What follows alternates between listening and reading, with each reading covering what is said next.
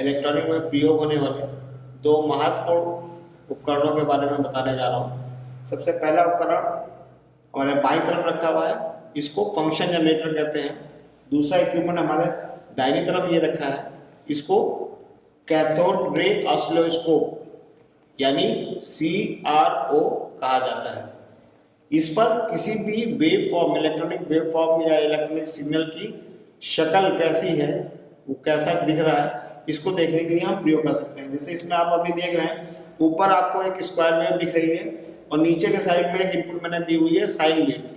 तो ये दोनों अलग अलग तरह की शेप हैं और हमारे सामने यहाँ पे दिखाई दे रही है। फंक्शन जनरेटर से एक सिग्नल फंक्शन जनरेटर से आ रहा है, एक सिग्नल इसके इंटरनल जनरेशन से आ रहा है। और इसको कैसे मेजर करते हैं इसके बताने के लिए यहाँ पर ये हॉरिजॉन्टल सेक्शन को मेजर करने के लिए सारे कंट्रोल्स और सारे सेटअप यहाँ पर दिए हुए हैं। बीच में ये वर्टिकल सेक्शन को एक्सप्लेन करने के लिए, दिखाने के लिए दो सेक्शन बने हुए हैं। एक सेक्शन ए है और दूसरा सेक्शन बी है, चैनल ए और चैनल बी। यहाँ पर इस डायल पे अलग अलग फ्रीक्वेंसी के लिए, एडजस्टमेंट के लिए टाइम पर डिवीजन के मार्किंग की हुई है। यहाँ पर वोल्ट पर डिवीजन की मार्किंग की हुई है, यहाँ पर भी वोल्ट पर डिवीजन की मार्किंग की हुई है। ये इस CRO की ब्राइट जो वेव फॉर्म दिख रही है, इसकी इंटेंसिटी को एडजस्ट करने के लिए प्रयोग किया जाता है। और ये नीचे फोकस करने के लिए, जितना अच्छा फोकस होगा, ठीक है, फोकस आउट हो गया, फोकस एडजस्ट करने के लिए इस कंट्रोल का प्रयोग किया जाता है। नीचे यहाँ पर ऑन ऑफ स्विच दिया हुआ है, इसके ऊपर एक ये रेड लाइट इंडिकेशन है कि ये CRO काम कर रहा है। जब ये रेड बंद कर देंगे तो ये रेड लाइट बंद हो जाएगी। सबसे पहले दोस्तों इसको हम नॉर्मल पोजीशन में एडजस्ट करते हैं और नॉर्मल पोजीशन पर एडजस्ट करने के बाद वोल्ट पर डिवीजन एडजस्ट करने के लिए किसी एक सिग्नल की वोल्ट पर डिवीजन हम एडजस्ट कर लेते हैं। और जब वो एक सिग्नल की एडजस्ट हो जाती है तभी हम दूसरे सिग्नल की एडजस्ट कर सकते हैं। वरना एक साथ दोनों सिग्नल को अगर हम इनपुट दे देंगे तो दोनों सिग्नल हमें मूव करते हुए दिखाई देंगे। इसलिए पहले हम एक सिग्नल को सेट करते हैं, उसके बाद हम दूसरे सिग्नल की इनपुट देते हैं और उसको इसमें एडजस्ट करते हैं।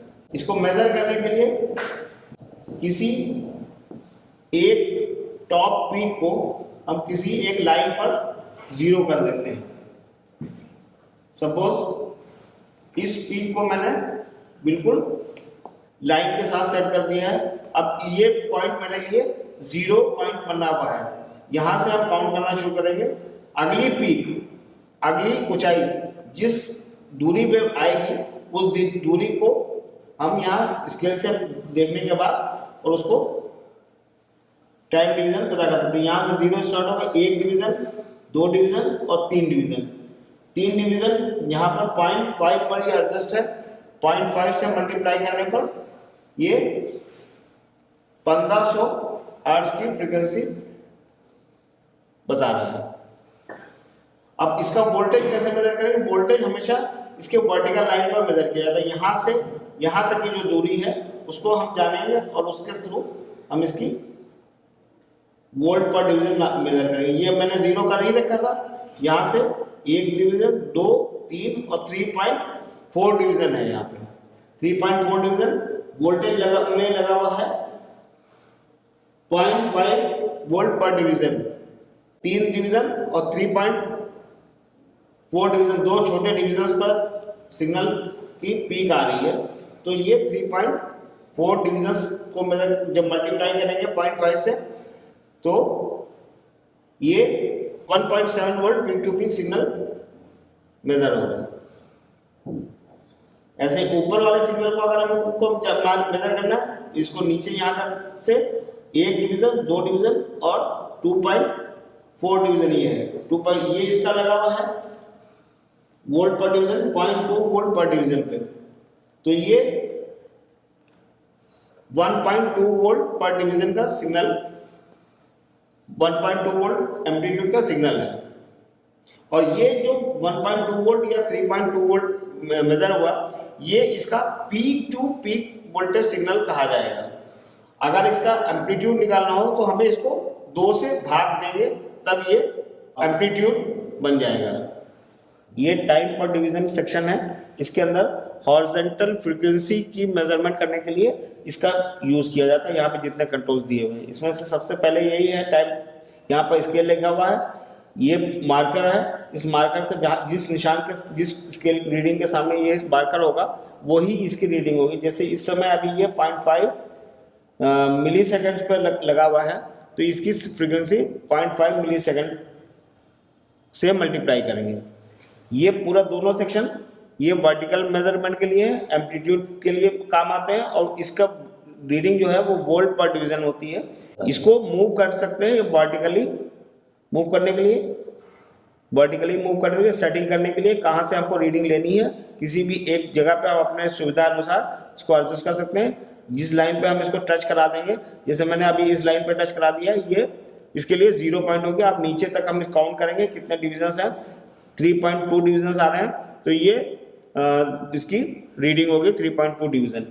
और इसको मूव कराएंगे तो इसकी रीडिंग ले सकते हैं।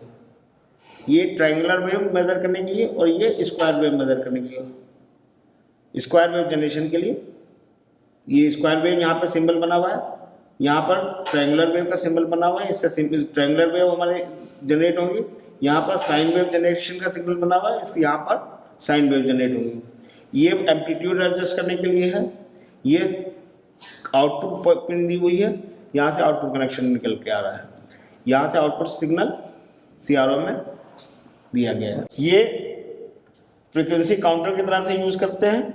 अब यहाँ पर जो भी फ्रीक्वेंसी हम इन देंगे, इसमें ये इन भी फ्रीक्वेंसी मेजर कर सकता है, लेकिन ये काउंट करके बताएगा। अगर हम यहाँ से कोई फ्रीक्वेंसी इन देंगे इसको, तो ये काउंट करके बताएगा।